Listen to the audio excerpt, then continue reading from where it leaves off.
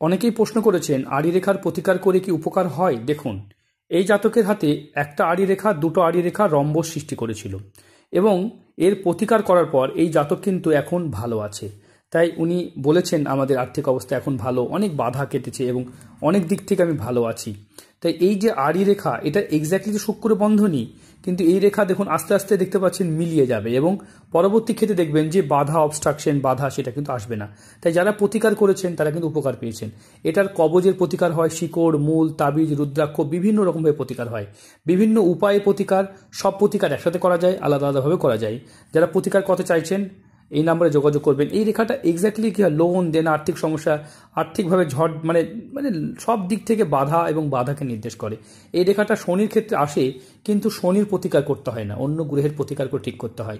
যারা প্রতিকার নিয়ে জানতে চাইছেন স্ক্রিনে নাম্বারে যোগাযোগ করবেন। যারা গরিব মানুষ ভাবছেন আমরা জানা হলো না, সোম বুধ শুক্র সকাল 6টা থেকে 7টা হাতে ছুঁয়ে পাঠাবেন। আপনাদের কোথায় প্রবলেম না জেনে প্রতিকার নিয়ে নেবেন, তাই নিজে নিজে প্রতিকার করে ভুল হয়ে যাবে। তাই সঠিক জ্যোতিষ দেখে প্রতিকারটা নেবেন। ভালো থাকবেন, সুস্থ থাকবেন।